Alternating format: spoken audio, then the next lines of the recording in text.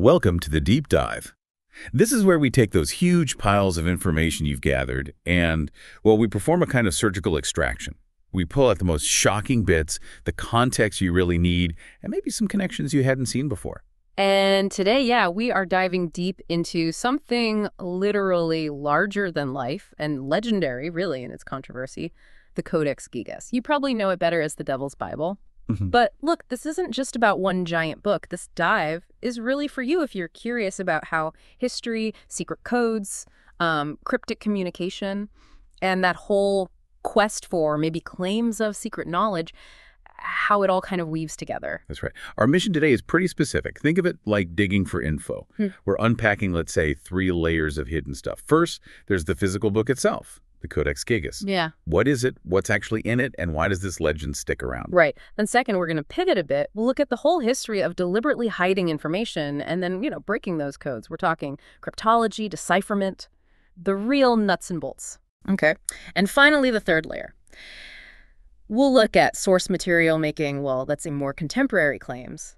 The idea that powerful elites might be using a kind of secret language hidden in plain sight, symbols, gestures, hinting at, well, a massive conspiracy according to these sources. Yeah, we've got sources covering all angles here. The physical details, the wild stories about the Codex Gigas itself, then the history of code breaking, from ancient stuff like the Rosetta Stone right up to Enigma. We'll also touch on just how diverse medieval manuscripts could be. And those perspectives on secret gestures and alleged conspiracies. It's quite a mix. It is. Okay, let's unpack this, starting with the object itself. So the Codex Gigas, the Devil's Bible. You really have to start with the size. I mean, this isn't just a book. It's like a monument made of animal skin and ink. It really is. Your sources say that back in the Middle Ages, its sheer scale was, well, comparable to building cathedrals, or maybe even how people thought about the 7 wonders of the world. It was that big a deal. Absolutely. It's physically immense. You need to get your head around that. It stands about 900 millimeters tall. It's nearly a meter, right? Almost 3 feet. And it's about half a meter wide, 505 millimeters. Wow. And the weight, 75 kilograms. That's over 165 pounds. You're not casually picking this thing up to read by the fire. No way. You're viewing it on a special stand. Just moving it would have been a major operation. It suggests it was meant to stay put, a fixture in whatever monastery or library had it. And the materials needed. That alone tells a story, doesn't it? It really does. It's made up of 312 parchment folios. That means 624 pages. And parchment is animal skin. Prepared animal skin, yeah. The sources estimate it took the hides of about 160 animals, probably calves, maybe donkeys, just for the pages. 160 animals, just for the paper, essentially. Exactly. And think about the cost, not just financial, but, well, that's a whole herd, basically. And preparing parchment is hard work. Soaking, stretching, scraping. It takes ages. So the sheer resources, plus the immense work of the scribe filling all those huge pages with beautiful, consistent writing. It points to an investment that, well, very few documents in history ever received. Incredible. It's in Sweden now, right? In Stockholm. That's right. The National Library of Sweden. It actually ended up there after being taken during wartime, but they have it now. Its survival and just its size made it stand out from the moment it was created, probably early 13th century in Bohemia. Okay, but let's be honest. The reason most people have heard of it isn't just the size. It's the name, right? The Devil's Bible. And the contents. Exactly. That's where the real controversy, or at least the fame, comes from. We know it has the complete Latin Bible, the Vulgate version, Old and New Testaments. But the key thing is, what else is bound in there with the Bible? It's like a whole library squashed into one book. Pretty much. And a weird library by our standards. You've got the Bible right next to historical chronicles, medical texts with actual advice, legal stuff like the Justinian Code, calendars, and then texts with what the sources call magic spells or incantations. Things for protection, maybe healing, that sort of thing. Magic spells alongside the Bible. That mix is what makes it such a fascinating snapshot of how people thought back then. But it's also what fueled the legend, the nickname Devil's Bible.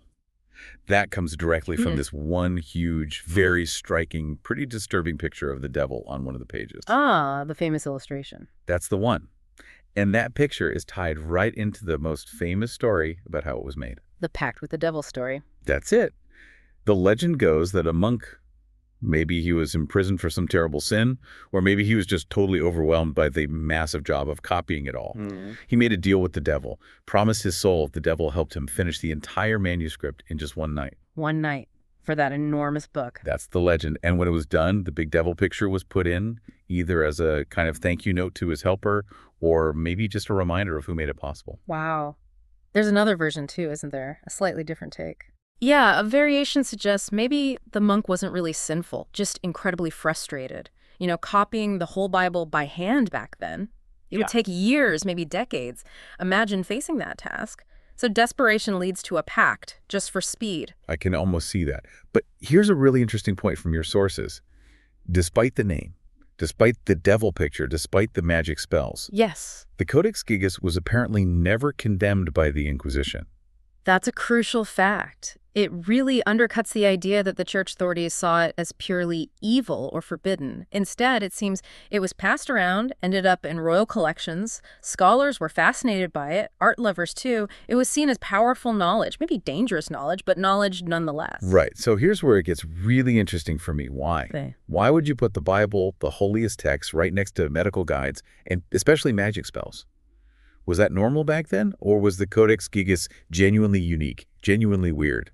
That question really gets to the heart of the medieval mindset. And your sources are pretty clear on this. Putting religious and non-religious knowledge together in one big book, that was actually quite common. It reflected how they saw knowledge as a whole. It wasn't generally seen as weird or controversial back then. That's so different from how we think now, isn't it? We like to box things up.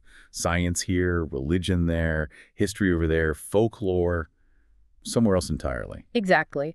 But in the medieval world, especially inside a monastery, knowledge was much more integrated. The monks who made books like the Codex Gigas, they weren't just praying all day. They were the intellectuals, the scientists, the librarians of their time. Right. Monasteries were centers of learning. Precisely. Monks did manual labor, sure, farming and stuff, but also intense intellectual work. Copying manuscripts was a huge part of it, but also scientific studies. So the mix of stuff you find in their books just shows the wide range of things they were interested in and needed to know.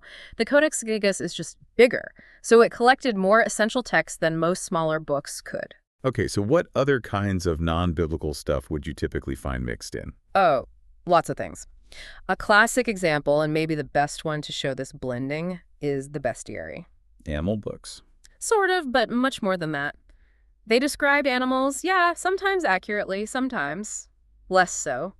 But the main point was to attach religious meanings and moral lessons to each animal. Ah, so like visual sermons using animals. Exactly. Like the lion often stood for Christ, not just because it was strong, but because they believed lion cubs were born dead and woken up 3 days later by their father's roar. Oh, I see the parallel. 3 days, resurrection. Right. And the snake, well, that was always the devil. The pelican was a symbol of self-sacrifice because people thought it wounded itself to feed its young with its blood, a clear link to Christ and the Eucharist. So they weren't just describing animals, they were reading God's lessons in the animals. That's the idea.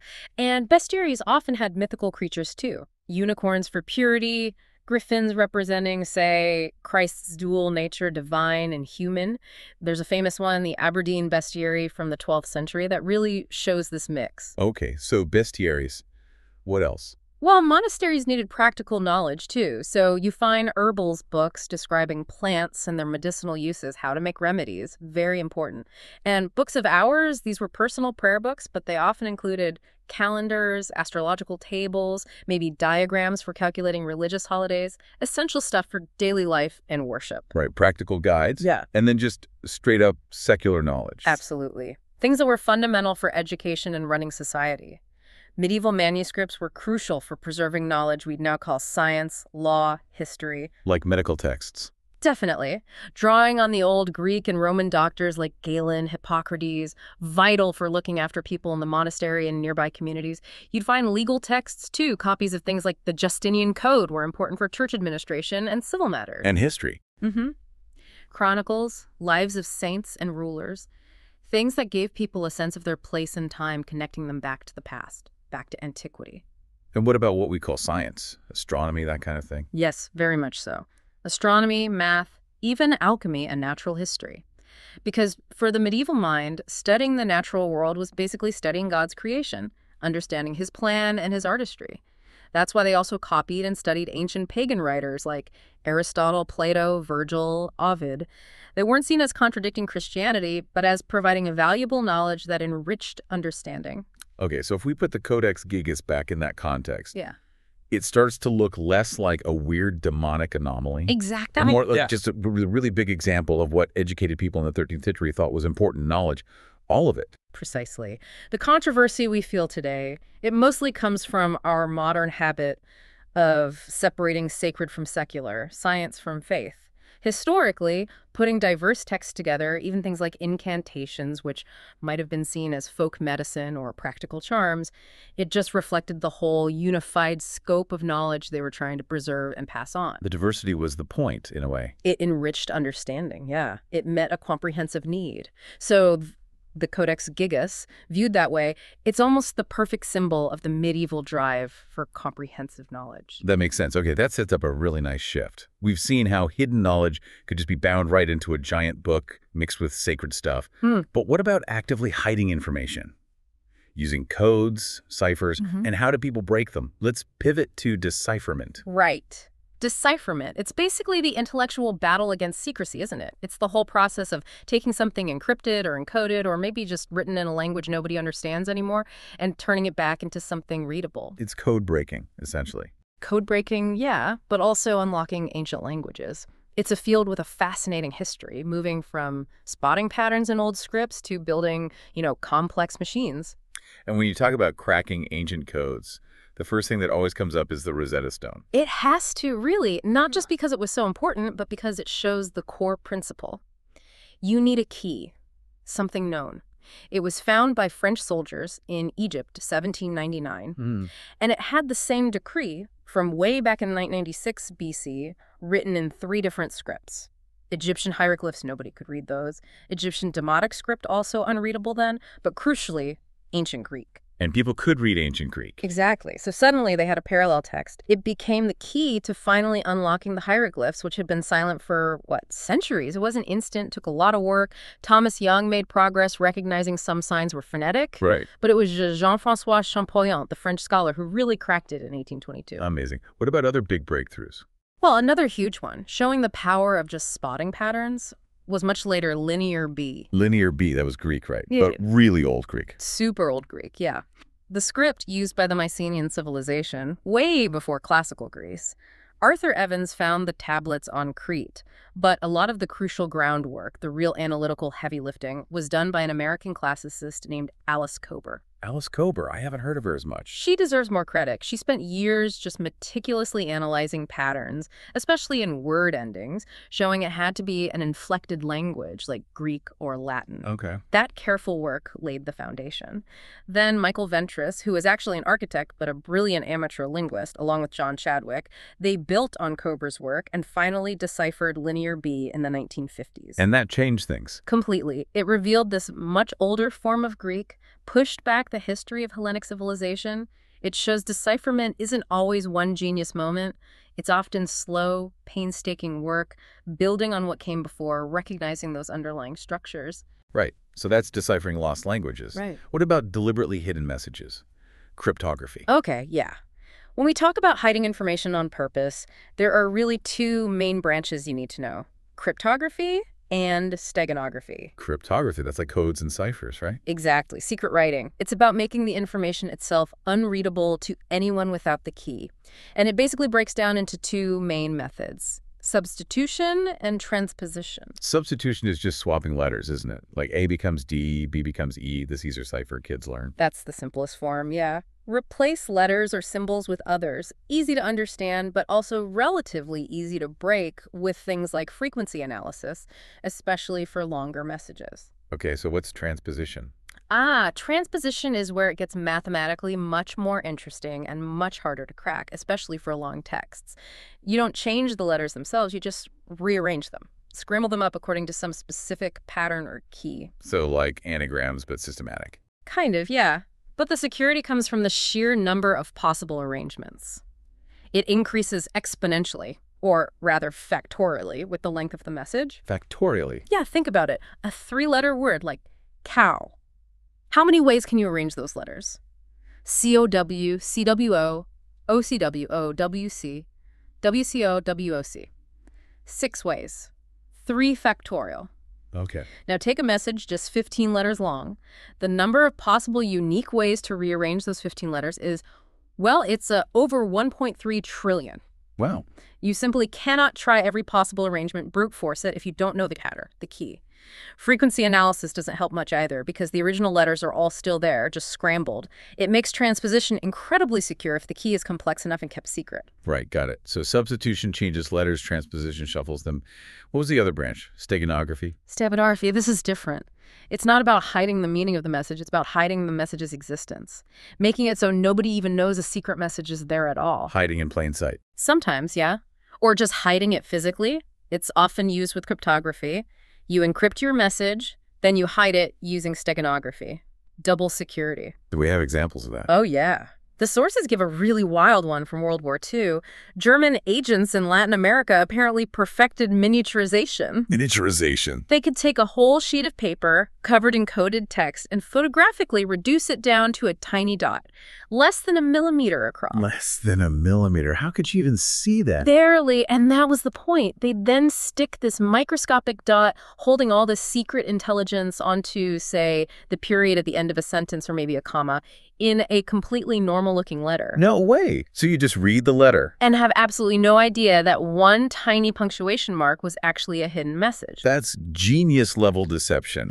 How on earth did anyone catch on? Well, the FBI apparently discovered it in 1941. The source says it was thanks to a warning they got from another captured cryptogram. It supposedly mentioned a method linked back to Queen Mary of Scotland's time and told them to look for these tiny, almost invisible dots on the paper surface. So they needed a tip-off just to know what to look for. Seems so. Once they knew, they could use magnification, find the dots, and presumably figure out how to read them, but without that initial clue. Yeah. Almost undetectable. Incredible. Okay, so this brings us to the people who actually do the code breaking, the cryptanalysts. Right, the heroes of the field. In the 20th century, especially during wartime, these people were crucial. You have to mention Marian Rogowski. The Polish mathematician. Yes. He did the foundational mathematical work in the early 1930s to figure out the structure of the German Enigma machine. Absolute brilliant work. He shared that with the British and French just before the war broke out. Which led to Bletchley Park. Exactly. Building on Rogowski's breakthroughs, Alan Turing and the team at Bletchley Park developed the bomb machine.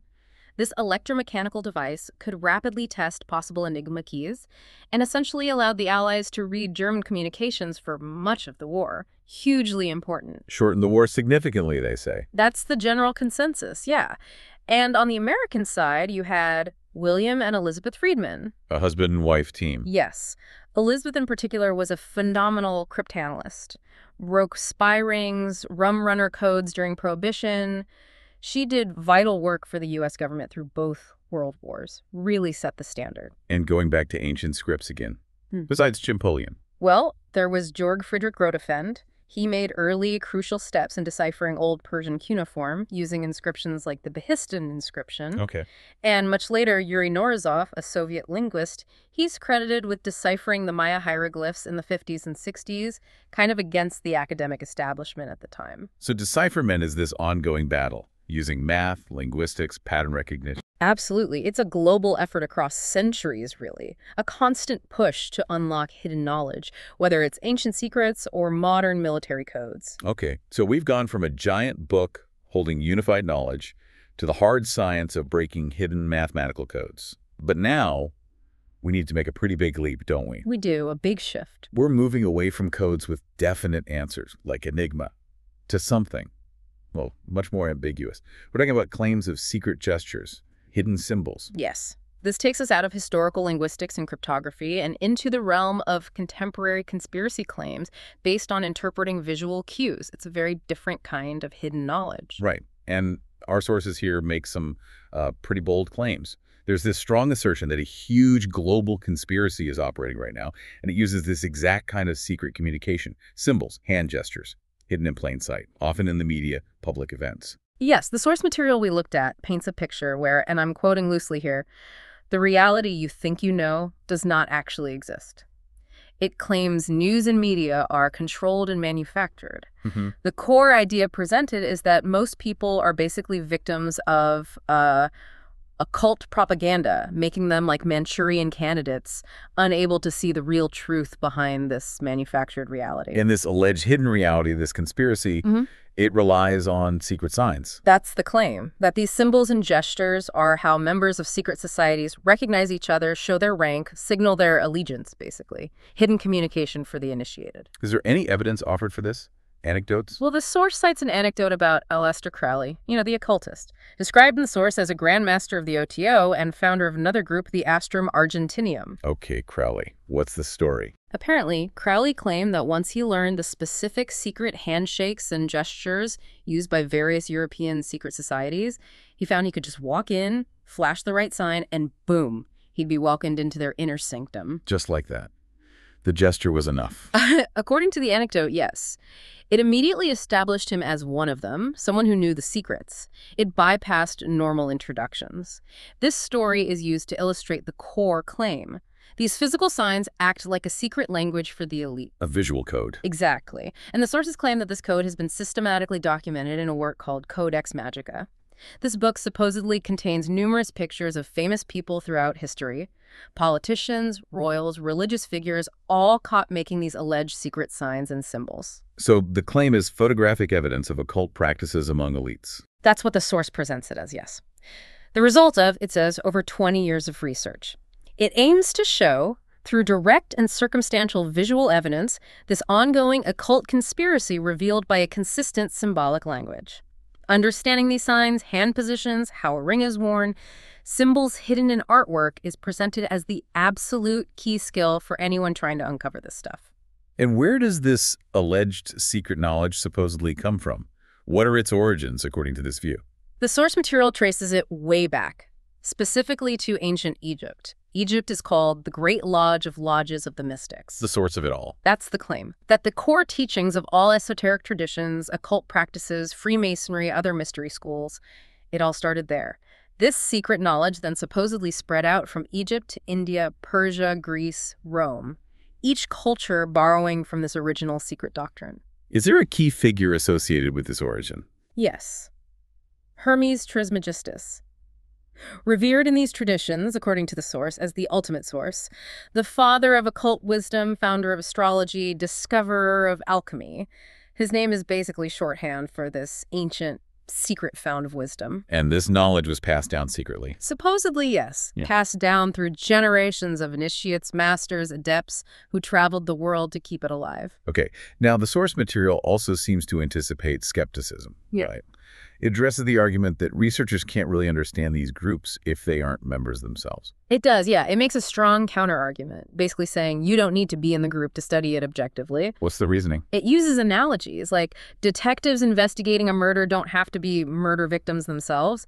Lawyers arguing a case haven't necessarily been sued in that way. Sports writers analyze games without needing to be pro players. Okay, I see the logic they're presenting. The point being stressed is that careful, objective research into the symbols, the writings, the history, the methods, that's enough to understand how these alleged groups operate and what they believe without needing insider membership. Right. And then the source material gets pretty dark towards the end, doesn't it? It talks about consequences for people who try to reveal these secrets. It does. It makes serious allegations that people who have exposed forbidden knowledge related to these groups have often met, well, tragic ends. Violent ends sometimes. Are there specific examples given? Yes, and these are historically debated cases, we should stress. The source mentions Captain William Morgan allegedly murdered in 1826 after planning to publish Masonic secrets. Danny Casolaro, a journalist found dead in 1991, ruled a suicide while investigating a complex conspiracy he called the Octopus.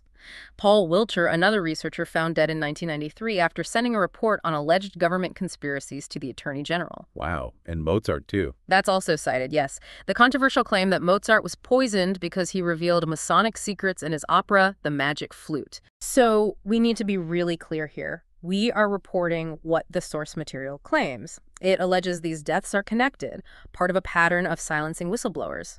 It also claims that those in power deny these connections and try to discredit anyone who presents this kind of forbidden knowledge. Absolutely. Our role here is just to lay out the narrative and the specific claims presented in these texts so you, the listener, can understand the perspective being offered about hidden knowledge and alleged conspiracies in the modern world. Yeah. It's a very different kind of decipherment being proposed. Hashtag tagged outro.